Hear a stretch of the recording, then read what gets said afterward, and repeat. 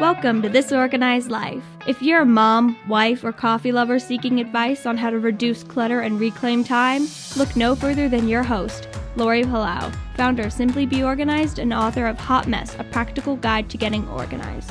For a lot of people, clutter is their dirty little secret, but it doesn't have to be. Each week, we will share practical tips, chat with experts, and provide strategies on how to keep you organized. I hope that by sharing our stories, you feel a little less alone and more empowered to tackle the areas that are holding you back. So let's get started!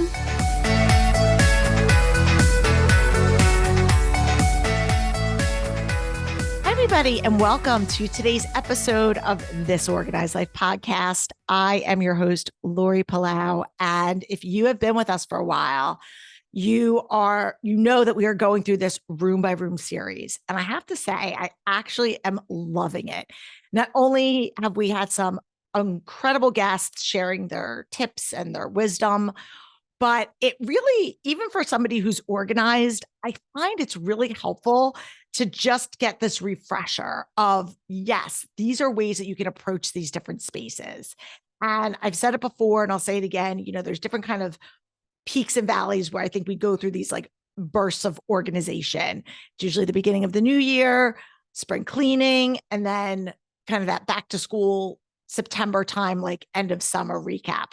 And so even like I said, regardless of when you're listening to this, I think they're good refreshers, but especially now when so many people are kind of committed to developing some new habits, changing some behavior that maybe has led to them being like overwhelmed with clutter or just not spending enough time to do it. Like these episodes are amazing. So if this is your first time tuning in, make sure you go back and listen to some of the past episodes that we've done on this series, because I'm sure you're going to take away some nuggets of wisdom. But today we are going to be talking about something that I'm very, very passionate about. And that has to do with kids' spaces, kids organizing. And one of the things that we're going to talk about, not only is this a pain point for parents, but we want to ultimately empower our kids to be able to develop these lifelong habits. And, you can start them young, people. And so I think there's all of these questions a lot of parents have about, when should I start involving my kid in the process? What is an age appropriate responsibility? I'm somebody who likes to control things. I want to do it quicker, faster, better, all of these things. But we have an incredible expert that is going to be joining me to talk about this topic.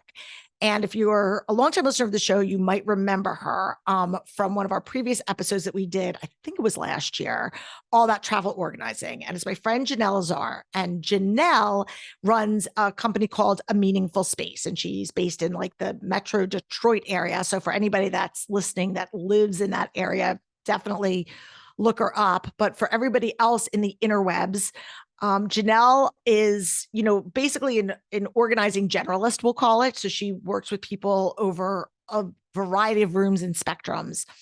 But in recent times, and she's going to talk a little bit more about it, she's gotten very, very passionate about helping out with these spaces. So much so that she's developed an entire course and framework that is designed to help parents and kids be able to address some of these these areas and help them navigate through that. So for our room by room series, I figured who better to bring on than Janelle. She's also one of our SBO partners. So you can always find her. You probably see her a lot on our feed because we are always promoting and supporting our other SBO partners. And so without further ado, let me welcome my good friend Janelle back to the show. Thank you, Lori. It's great to be back. Well, I'm really excited because A, love talking to you. We always have a great time. And B, this is like, that this is a hot button for me and clearly for you with everything that's been, you've been working on behind the scenes the past several months. So in case our listeners are new and they haven't heard you before, just give us your 411. Like, what's the story on Janelle? Absolutely. So as Lori stated, I am based in the Metro Detroit area, and I started A Meaningful Space back in 2018 while I was working full-time in retail management. And after about 20 years in that field, which by the way is a great field to kind of transition into organizing, and you bring so many great advantages with working with people and kind of figuring things out on the fly. After 20 years, I made the transition to fully commit to organizing. And since then, I've been working with busy moms and families throughout the Metro Detroit area. Yeah, awesome. And so tell us a little bit about this like niche that you've become so passionate about. Where did that come from? Because in the spirit of transparency, you don't even have humans that you raise in this world. Because a lot of times, we become passionate about things that we're experiencing in our own lives. Like, oh, I'm going to help develop something for parents with ADHD kids because I have a kid with ADHD, or, this is something I struggle with. So this is not something you were a kid yourself, but Right. You're not parenting kids. So I think it's fascinating. And I love that you're able to bring a perspective that's different than something that maybe you're experiencing in your own home, but maybe just kind of talk a little bit about that. Yeah, definitely. So while I don't have tiny humans of my own, I am an aunt. I love being an aunt. I have 7 nieces and nephews, and I've watched them grow through their stages of life. The oldest is 33, the youngest is 10. So oh my gosh, that's a really big spectrum right there. Yeah, we've got quite a wide variety of ages that I've seen grow over the years. And I think that kind of leading back to what you were talking about, like empowering kids and being kind of that outside perspective that you bring, like a certain different eye, like eyeball view into the situation. And it's always good to see something through a fresh set of eyes. And again, I think it kind of circles back to teaching those lifelong skills and those values to kids, even at a very young age. I think that's something that we miss out on. A lot of the moms I work with and the families that I work with, they never got taught these skills themselves as kids. So I think that bringing that to the table and then for the next generation as well is so important. Yeah, I think so too. And, I don't want to, we've got some great things that I want to touch on. So I don't want to go too far off the rails, Right. But you said something that I just want to really reiterate, and we're going to be doing a spoiler alert. We're going to be doing a whole episode on values because I think it's something that is very important to me and how I run my business and my life and being able to articulate that. And I think it's a huge part of the organizing process. And again, we're going to be doing a whole episode dedicated to that. So if that's something you're interested in, people, make sure that you check that out. It's going to be coming out, I think, at the beginning of April is when we're doing it, or slating that. But I think when it comes to kids, also explaining the why to them is so important. And I call it the so that. Like I used to say to my kids, if you help me with doing this, like I will be able to then spend more time with you because this has to get done, And I think it's the so that or the explanation gives them context that, we want to have more time to play. We want to have more time to do this. We want to be able to, whatever the thing is. So I love that you said that because to me, that is a huge part of this thing, aside from the tactical, like this is how you do it, or these are age appropriate tasks. I think that's an overarching theme that so many of us often overlook. And it's a really pivotal piece to the organization, whether you're a kid or an adult. Absolutely. And I think that with this digital course that I've been creating, that is really the first step, is determining and figuring out your why, because that is such a huge impact on how the rest of the decluttering and organizing plays out as you move along. And it's important for kids to understand the why behind things. I think as organizers, one of the things that we bring to the table is really asking the questions. Mm-hmm. So I think it's important to ask these questions of ourselves and also to really give some patience, some listening, really incorporating these other skills in as we're working with kids. Not only do they work with adults, they also work really well with kids. Yeah, absolutely. And, again, we'll get into it because I have so many questions, but I think a lot of them will get addressed. And then obviously you go into much more detail in the course, but let's just dial it back for a second and talk about why are these, we'll call them playrooms, but not everybody has a dedicated play space, but where you have kids spaces, whether they're playing in their bedroom, whether they're playing in a dedicated space or like a part of a family room. Why is that a pain point for so many people? Because most of the people, and I know this from my own experience personally, as well as from my clients, like I've never met a parent with small kids and toys and it hasn't been a pain point. Yeah, definitely. I think that a lot of times parents don't know where to start. And over the last few years, I've had parents come to me and tell me that their kids play with all the toys. And when I go into a room, like a playroom or a basement, because we have basements here in Michigan, and I look around and I see like 8 bins of Legos and 200 stuffed animals and 50 board games, I'm just like, are they really playing intentionally with all the things that are in this room? And I just think that the overwhelm is kind of that paralyzing factor. And I think also something that plays into that is parents are afraid that it's going to cause an argument or lead into not wanting to let go. And also, I think on top of that, there's a lot of reasons, but I think also a proper in and out system that is something that maybe hasn't been developed or discussed is another contributing factor to why kid things kind of pile up in a home. I love that. And I've seen also with certain people, the parents are struggling with emotional clutter, right? They don't want to let go of it, whether it's they're not ready for their kid. Now, I couldn't wait for my kid to get to the next stage. Like I was like, great, you're out of this, great. But a lot of parents are like, oh my gosh, you're not playing with your dolls anymore. You're not playing with your trucks anymore, whatever it is. And that is like the loss of that stage. And I've seen parents, even though the kids are done, the parents are holding on to it for themselves, which is a whole other. Oh my gosh. Yes. And it's so funny that you mentioned that because I had an experience recently and I was working with a mom and her daughter in her bedroom and we were going through books. And the mom had a real sentimental attachment to a series of books. And before the daughter could even make a decision, she said, oh, these are keep. And I had a chance. The mom left the room and I turned to the daughter and I said, it's okay. Your mom wants to keep these things, but I'm interested to hear how you feel about them. Do you really want these things to be in your room? And I would say more than 50% of what her mom had set aside, she said, I really don't want these things in my room.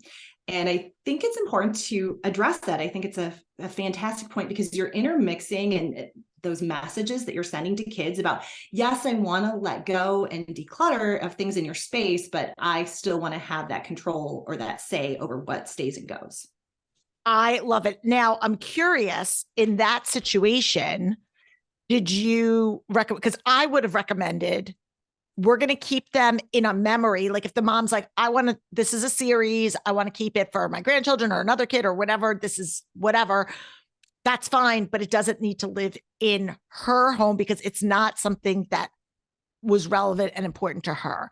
Is that, and I don't know if that's just my thing or I'm curious. No, definitely not. And that is exactly what we ended up doing. I went back to the mom and said, you know what, it's okay that we keep these things, but they don't need to necessarily live in your daughter's room. So let's find another space for them because at this point, your daughter doesn't have the attachment to them that you do. So it's more of your stuff now than her stuff. So good. It's something that it really is big. And I'm sure there are people listening that are like, yes. And I love that it can be a both and. It doesn't have to be an either or. Like either you have to keep it or you have to get rid of it. It's like, no, you can keep it if it is something that is really, if you have an emotional attachment to it, but it doesn't have to live here because it, like you said, it's no longer about the daughter. It's really about the mom.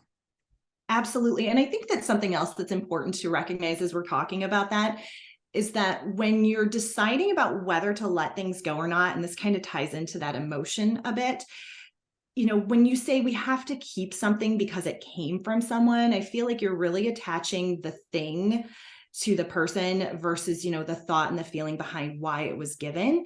And I think it's okay to separate those two things and realize that we want to teach our kids that it's not about the thing. The thing doesn't hold the memory and it doesn't hold that special place in our heart. It's more about the person. I love that. I'm right. If anybody's watching on YouTube, I'm like writing down because that is so true. And we hear it a lot. And I also think, and I'm the first parent to admit, like, I've screwed up my kids. So again, this is a no judgment zone of like things that people be like, oh, shoot, I've said that to my kids or whatever. But again, we don't want to by saying things like that, we're not only implying that the stuff has more weight, but we are adding a layer of guilt and expectation onto our kids that we probably don't want to be doing, but that's just whether how we were raised or how we feel about things. And it's all stemming from a good place, right? And I just want to say, like, most of the people, it's stemming from a good place, but it's just, how do we go about it? Which actually kind of brings me to my next question, which is, when you are working with kids, do you approach the process differently? And if so, how do you do it? I think that's a really important point to touch on.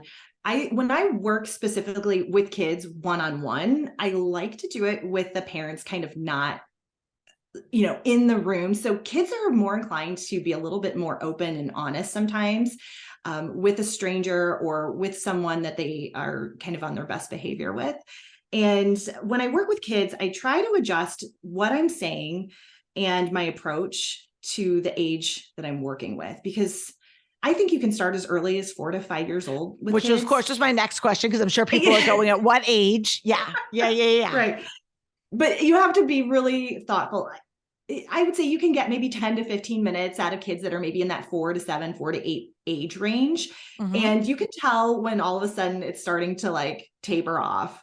And I really like to be intentional with time. Older kids, you can do a little bit longer, like 30 to 40 minutes. I would say anywhere from like 8 to like 16, that older age range.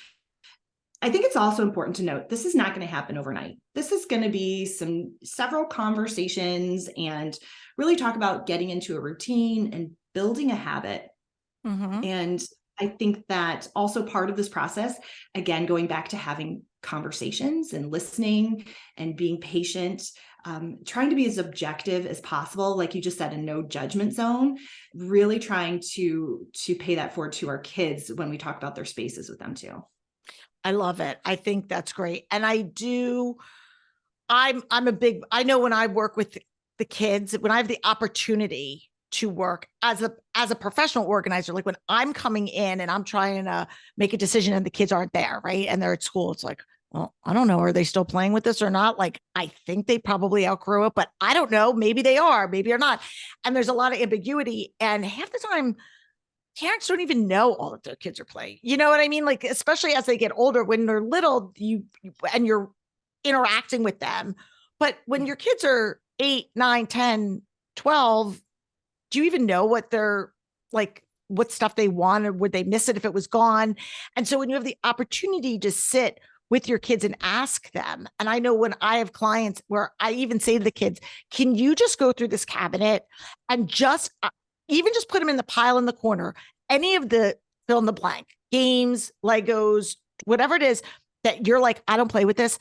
Can you just put them there? I will take them with me the next time I come, but I don't want to get rid of something that you are accidentally playing with. And inevitably, they're like, yeah, no problem. And it takes them 5 minutes to do, because, right. And then I'm like, great, now we know. I think that's another important point to touch on, is the expectations that we kind of build up in our mind when we're talking about kids and the things that they want to keep. I think that's also something that's really drawn me to working with kids, is because that parents set this expectation that, like, my kids don't want to get rid of anything. And when I go right to the source, to the kids, like you were talking about, they are more willing to part with things than I think parents realize. Totally. And I love that shock and awe that I get from parents when we're done decluttering a space, or the kids have let go of certain things, and parents are like, I never thought in a million years my kids would be willing to part with that. And so I think that's a really important and special point when you're working with kids. And I love seeing that. Yeah, they're smarter and more resilient and value their space and the peace that comes from that more than we oftentimes give them credit for. And for 100%. parents listening out there, another thing, and obviously everyone's got their own style, but what I will do is, whether I'm going through clothes with a kid or I'm going through the stuff, is, and we did this especially with books with one of my clients, where I had the kids go make a first pass. Like I was like, we got to thin out, your bookshelf. And I said, put everything you don't want over here. And then the mom went through it and said, no, this is important to me. And so it wasn't, because I think there are some parents that are like, I don't know, what are my kids going to get rid of? And same with clothes, where I'll say, here, this is the bag of stuff she says she doesn't want anymore. Is it okay to get rid of it? So that the parents still have the final say. They're still the parents. But again, it is allowing the kids, because we only can control our own stuff at the end of the day. And so allowing them to have that ownership, I think, is really, really an important muscle that they need to start building. And I think that builds onto a really important point of the process, starting the decluttering process with kids. I do like to have parents go through and do a first round of decluttering without the kids. Because you do? Okay. I do, because I find that when we work with kids and we're starting to go through things, kids are so excited. They're like, I haven't seen this in forever, and I love this, and I've missed this. And there are things that probably aren't age appropriate, things that are not really relevant anymore and are exciting for that first day or so. And then they again fade into the background or completely forgotten about. So I do find it's important to have parents do, it's real simple top line, things that are broken or missing pieces or outgrown, those types of things where you can make those quick decisions ahead of time. And then we can go into more of a decluttering process with the kids. Yeah, I like that. No, I think that's great. Okay. So I have I gave you a list because I think there's a lot of recurring themes that we hear. And this can, again, go through for any space, but specifically when it comes to kid spaces. So some of them we may have touched on, but I want to go through them so that we can kind of maybe answer some of these listener questions if they're out there and they've uttered these words. So I'm going to read them and you can kind of give the response. So comment number 1 is, what is the right number of toys that my kid should have? Or is there a right number of toys? The right number, fill in the blank. Yeah. Right. So I'm going to start off by saying this is going to be my retail background coming into play. Okay. I like to start out by asking parents, how much inventory do you want to manage in your home? Inventory.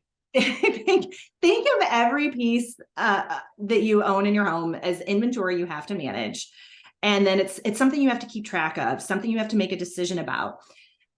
When it comes to toys, I wouldn't say there's specifically a right number. Again, how much do you want to manage? Mm-hmm. And how many toys can your child easily put away in a 5-minute time span? I think that's a good guideline to kind of go by. I've done a lot of research on this topic, and I'm a fact nerd, as you may remember, Lori. But back in 2021, there was a survey that surveyed over 1,000 parents, and they were asking,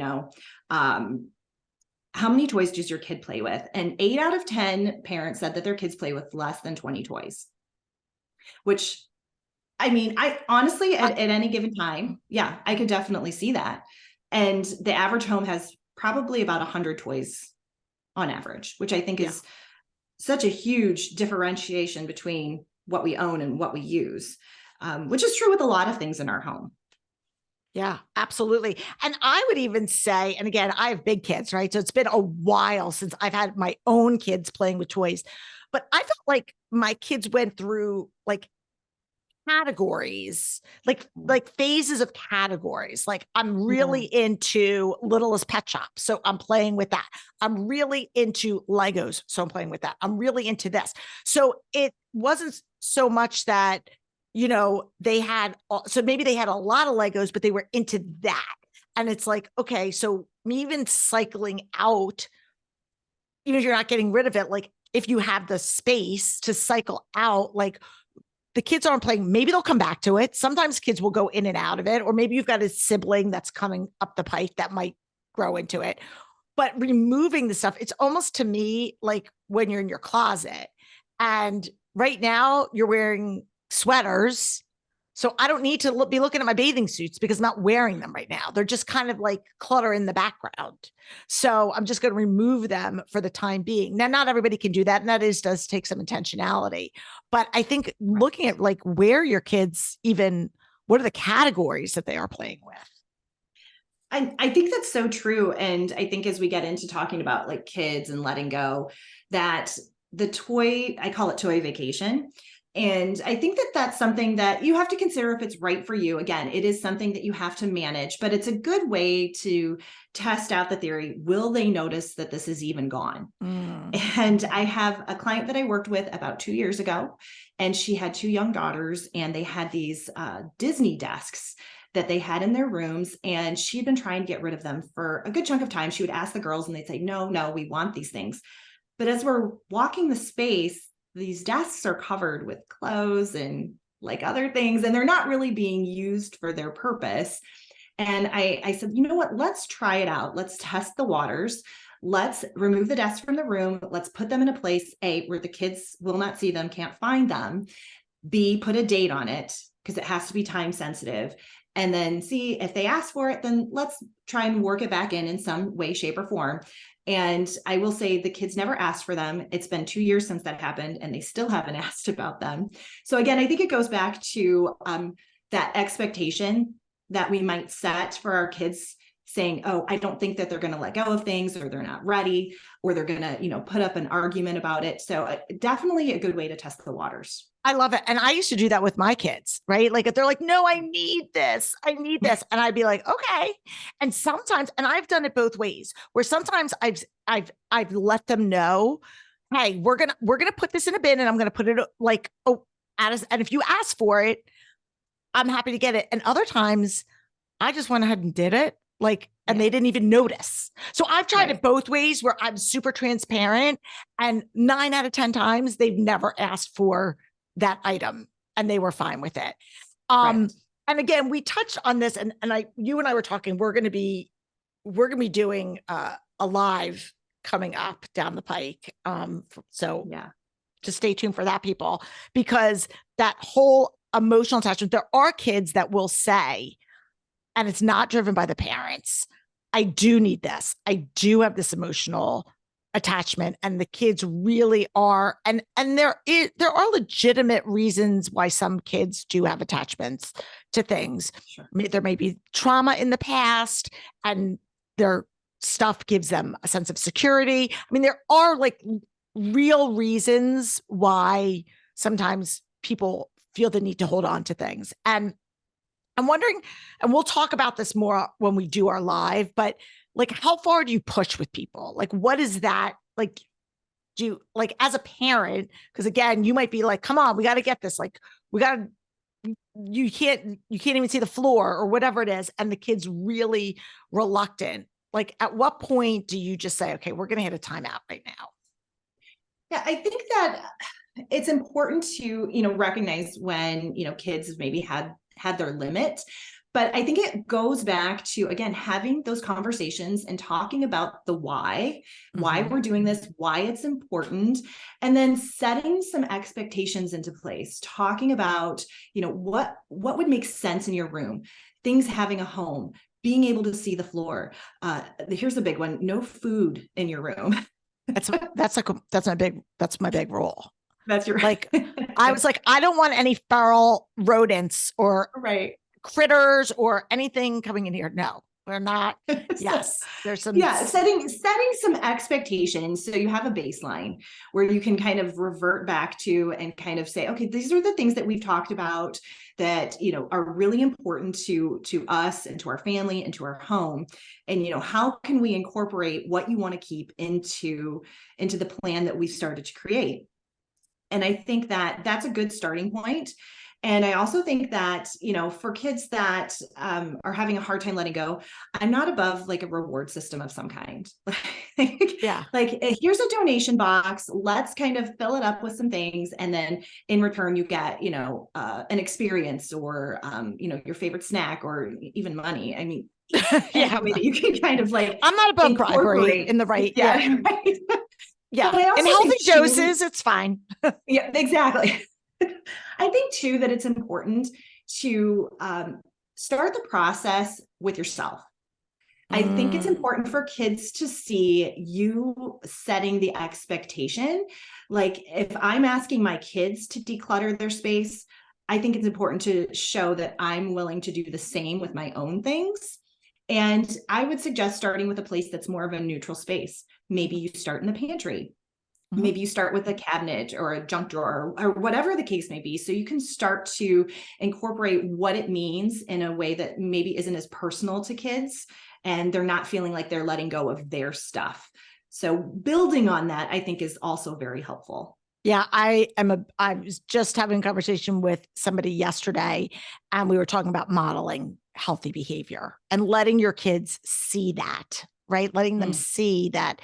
Again, I think that is so huge. And again, it's something that a lot of times they don't, if they're not witness to it, and that is, that also can be like, well, you're not doing it, or you have tons of stuff. And again, as parents, we reserve the right to say, do as I say, not as I do. Totally our right.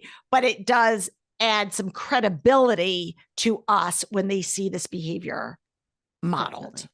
Okay. Definitely. So here's another question. And I love this one.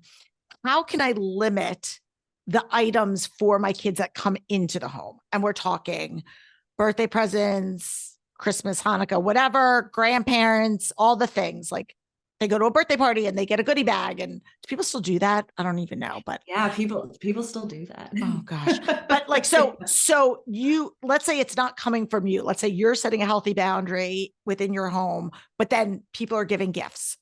Yeah. What do you say?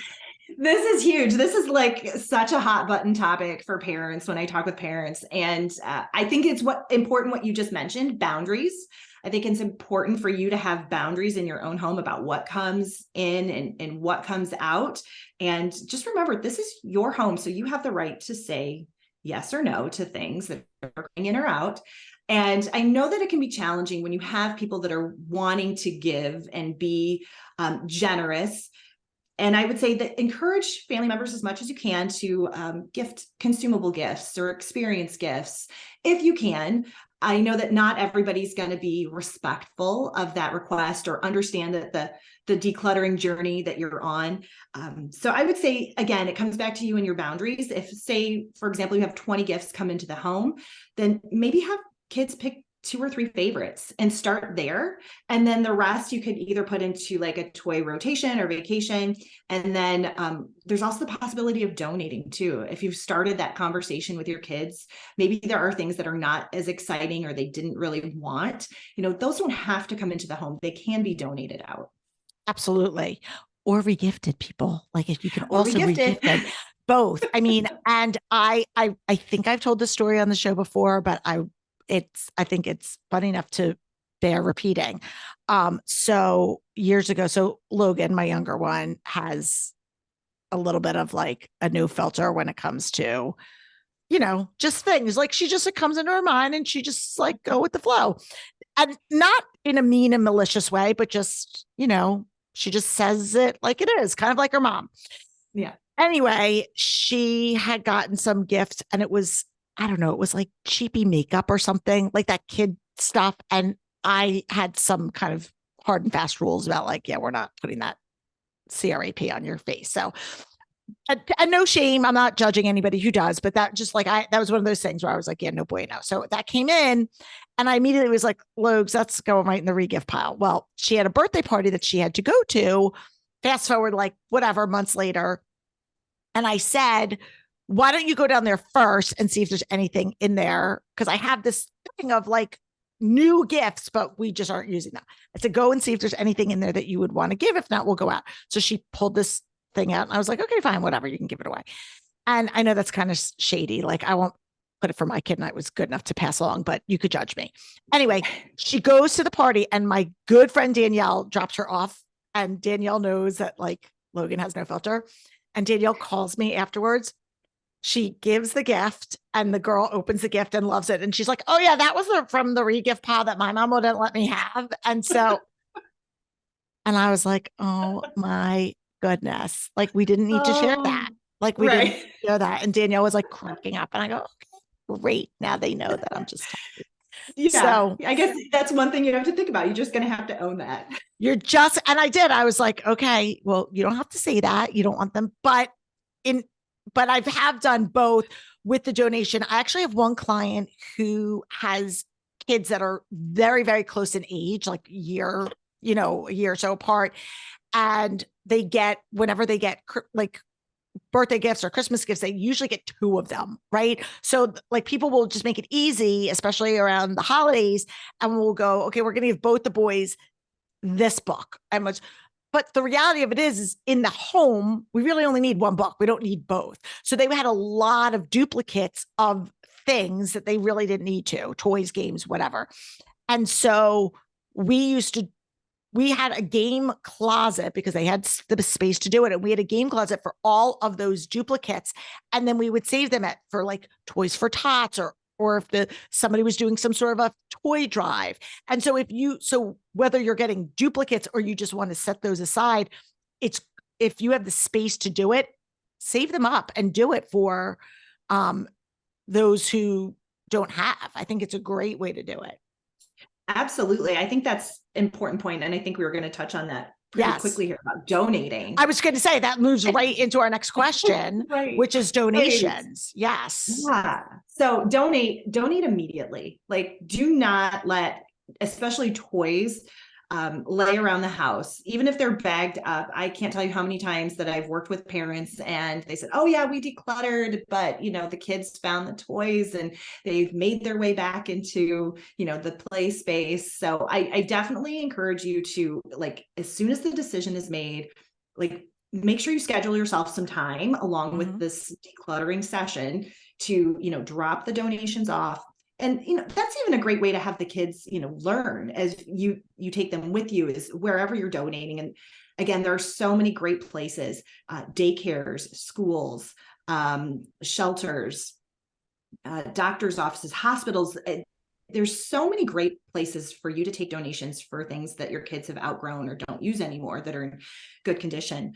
And I will say one other thing about this, when it comes to friends and family, that it's great if you want to share things with, others that, have younger kids or might find more use out of something. I would just say, don't make people feel obligated to take things. I think that's a big, important point to remember. Yes. Yes. I love that. And just to kind of piggyback on what you said from all these different places, if you are not sure, people, like, use your time wisely.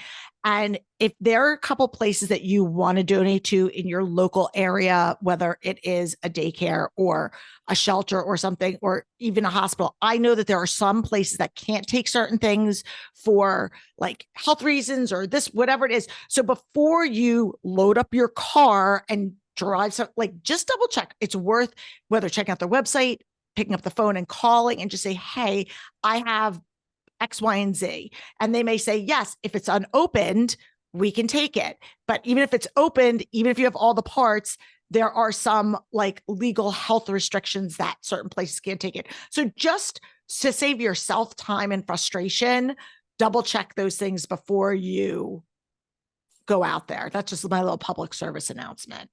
I think that's a great public service announcement because there's so many times where, as an organizer, some of us take donations and drop them off and, going through and making sure that there's pieces for things or things are in good, usable condition. Yeah. I think that's a really important point to remember as you're trying to, donate things or regift things in a way that's purposeful and sustainable.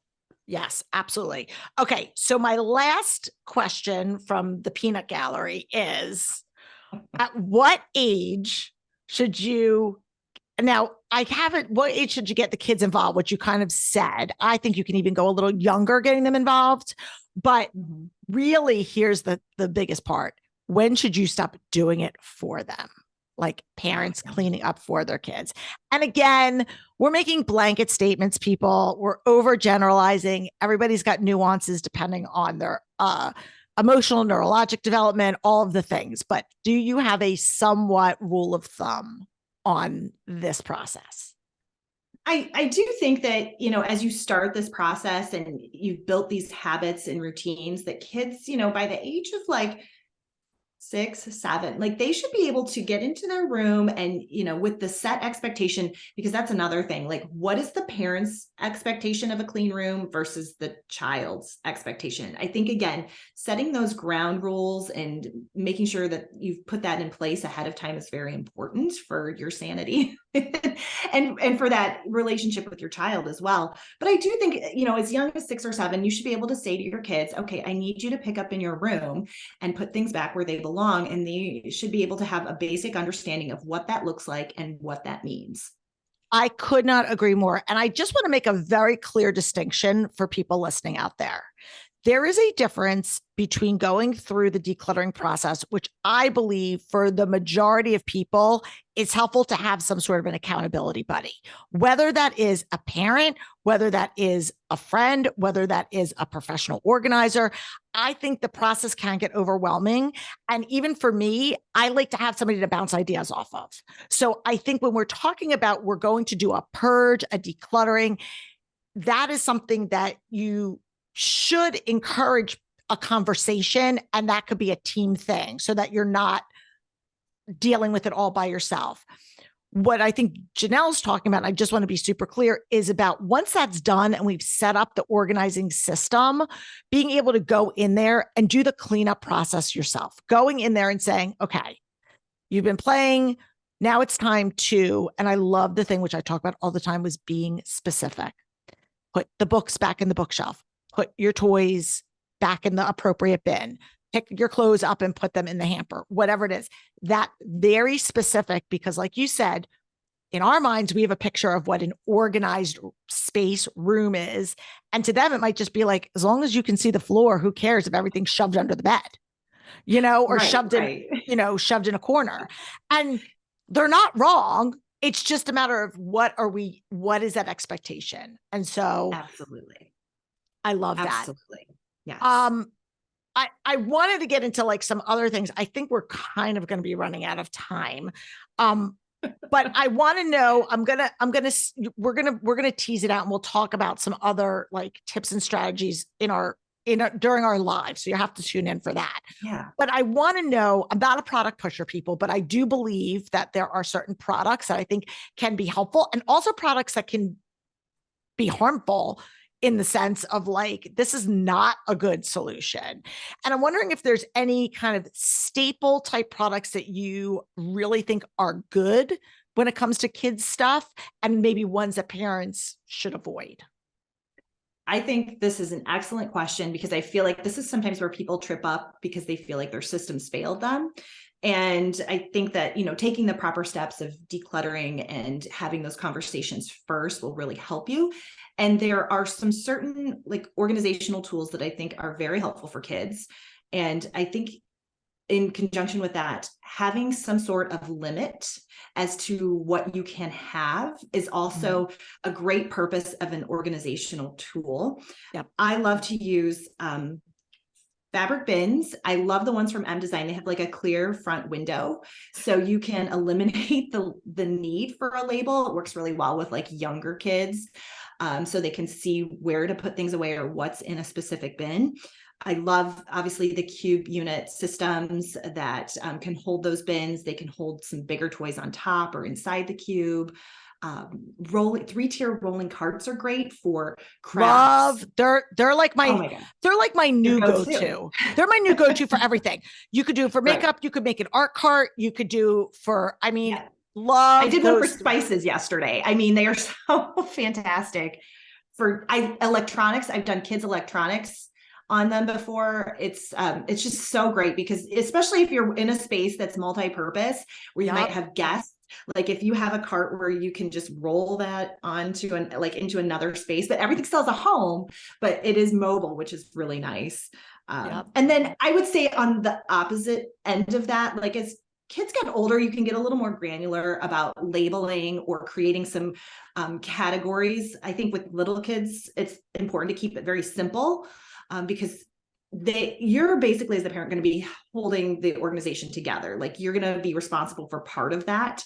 But with older kids, you can, again, get a little more granular. But one thing that I would say kind of avoid are some bins that might have like, I would say pay attention to the size of what you're putting in the bin, as well as the size of the bin itself. Guys, action figure guys, those are a big one with a lot of my clients. If you get one of those 12 by 12 cube units and you throw like 100 guys in there, like you're never going to see what's at the bottom. Right. So right. It's important to think about what you're putting in. The ratio. It's like the ratio, of the product. Like I like a big bin for stuffed animals because you could fit a right. And but I don't want to put Legos in a big toy bin, you know? Yeah. That's a whole nother world. Let me tell you. There's one thing oh, sorry. Go ahead. Oh, no. I do feel like clear, when we're using product, anything that's clear or stackable is also really great for kids. I think that being very visual and allowing kids to see what you have is an important part of helping keep that organization in place. Absolutely. And again, I just want to say one thing, and I know that you just kind of touched on it. I think the simpler the process is, the better. And I'm not knocking on my home edit girls. I'm not knocking on color coding and Roy G. Biving. I'm not. But I will say, when you see an image, people out there, of a Roy G. Biv Lego thing, you're making it really hard for your kids to want to clean up. And this is, as a parent, I'm saying this. And like, to me, as much as it looks great, if I want my kids to clean up their Legos, I don't want them wasting time separating so that they each go in their colors. I'm like, we're putting away Legos. Let's dump it in, because what we don't want to do is make the cleanup process so annoying and tedious that then people just abandon ship. And that's what I see a lot of times, is setting that. And people do it for themselves too. So you can, if you don't want to see it, then do a white front bin. Like I like clear too. I'm like you. I want to be able to see it. I think it removes one additional layer of, what do I have? But again, think about the function and the ease when you're doing this stuff, especially with kids. You want it to not be like taking up so much time. Absolutely. That's a really good point. And you can do opaque. So it's almost clear, but not quite see-through. Yes. Definitely keep those systems simple. Yes, absolutely. Okay. We could talk all day long about this. I have 1,000 more questions. I'm sure our listeners do. But I want to try to tie this up. So before we go to our last break, tell our listeners where they can find you, where they can learn more. I know you've got this like great freebie for people to download. And you have the course coming out. So just lay it on us. Yeah, definitely. So you can find me over on Instagram. The handle's A Meaningful Space. I'm also on Facebook, A Meaningful Space Organizing. And then the website, ameaningfulspace.com. And that's where you'll find my free guide for getting started decluttering with kids. It's a great tool to kind of start you on the process. And then you can also find the information about the digital course that we're going to be releasing next month. It's all there. And it's great. And is the course, just tell our listeners, is the course specifically for parents, or is it like parents should be watching it with their kids? Like what's the expectation for the course? Oh, that's a great question. So the course is geared toward the parent. It's really for the parents to have that basic understanding of walking through the process. And then we get into a lot more of the details about how to organize, how to set up systems, and all of that good stuff. Awesome. Oh, I'm so excited. Yeah. I've had many behind the scenes conversations with Janelle about this, and it's going to be great. She's put so much research and time into this, and she's an Enneagram 1, people. So if anybody knows anything about the Enneagram, you know that she's a perfectionist almost to her own detriment. So when I tell you that this is a buttoned up thing, she left no stone unturned. So trust me when I say that. But anyway, all right, we'll have all links to everything that Janelle talked about and all things Janelle in our show notes. We're going to take our quick hot mess minute break. And then when we come back, I'm just going to put you in the hot seat for our wrap-up questions. So sit tight. All right, Janelle. So again, thank you so much. I know people are going to be listening to this and immediately like, I can do this. I could do this. I'm getting my kids. I'm having a sparkling conversation. So really, I'm so excited for this.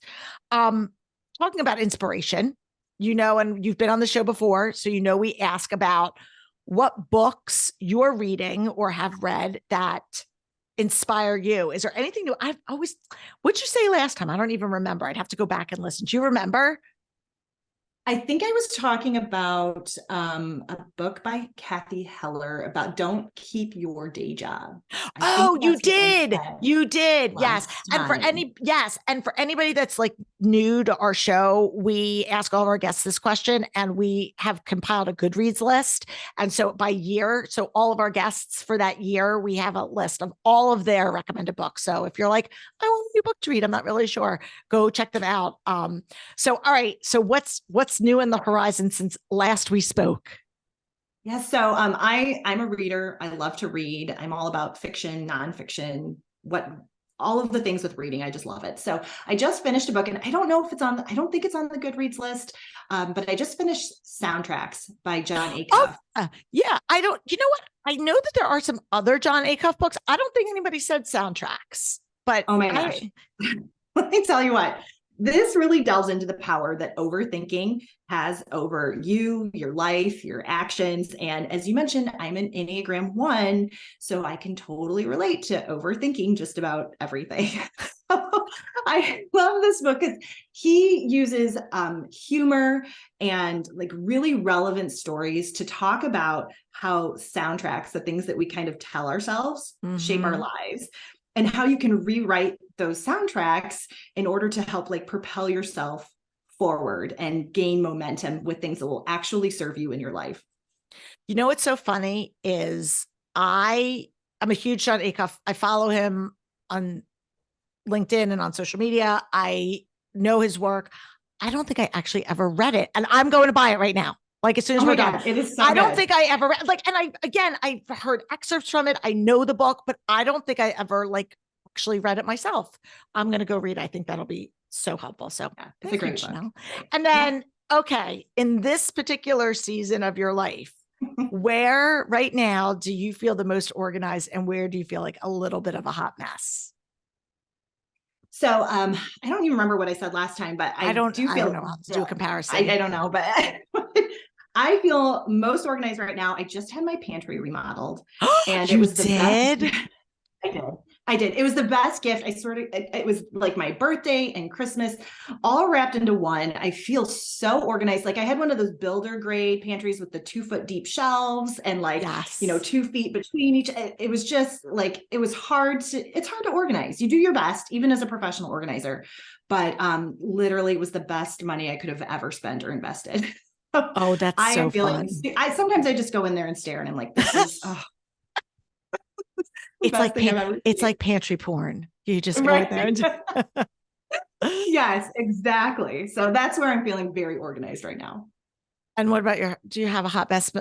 You seem very together. And we ask this question, people, not to put people on the spot, but we want everyone to know that even professionals, even experts, like we all have areas where we are struggling in whatever season. So you're not alone. No, definitely. I like to reiterate that with my clients. Like I am not all together at all. So last month I actually ran out of space on my Google Drive. So I would say my digital life is kind of a hot mess. Oh my gosh. Yeah, that was like super unexpected, which for me, I'm a planner. So I was like, I'm not going to be getting email. Like that's kind of a problem for me. So I had to So what did you do? Did you just quickly start feverishly deleting? Did you buy more space? Yes, I did because I was on vacation. I was on vacation when I got the notification that my Google Drive was full. So I'm like, oh, I gotta just delete a whole bunch of stuff. Oh my gosh. It was kind of a quick time to pivot and turn and figure out what to do. But I'm on the right path now. I still got some work to do, that's for sure. But yeah, my digital clutter is definitely a hot mess. Yeah, I think a lot of people can relate to that. So it's hard because I call it invisible clutter. Yeah. Anyway. All right. Well, Janelle, again, thank you so much for coming back on the show. It's always a pleasure to sit and chat with you. I love these conversations. I'm so excited for this course to come out. And again, everybody, make sure that you download Janelle's freebie, especially if you are around kids a lot, whether you're a grandparent. This is great. obviously for parents and educators. It's awesome. And like I said, we're going to be doing a live. We haven't picked a date yet, so that's why I'm not promoting it, but make sure that you follow us because we'll be talking about on social leading up to it. We're going to be doing some stuff about emotional clutter, kids stuff, some age appropriate things. So all the things. So follow us. If this is your first time tuning in, make sure you click the follow, subscribe, but whatever it is nowadays, I think it's a plus, just check mark, whatever. And if there's something that you found valuable in this episode, would you just share it with a friend? Like just click the share button, send it off to somebody, because I'm sure that there is somebody out there that could benefit from Janelle's wisdom. So I appreciate that. And if you have any, thoughts, leave us a review in Apple Podcast or wherever. And, we would love to hear from you. So until next week, I'm Lori Palau. Peace out. Thanks for tuning in. If you like this episode, please spread the love and share it with your friends. And if this is your first time joining us, make sure to click the subscribe button wherever you are listening so you never miss an episode. And while you're there, please leave us a review so other people know that our show is worth the listen. You can also find us on YouTube and Instagram at This Organized Life Podcast. And if you'd like to connect with us, you can head on over to our website at simply the letter B like boy organized.com, which is filled with tons of resources, including free downloads, checklists, links to our amazing organizing partners, and all of our digital offerings. I'll see you next week for another episode of This Organized Life.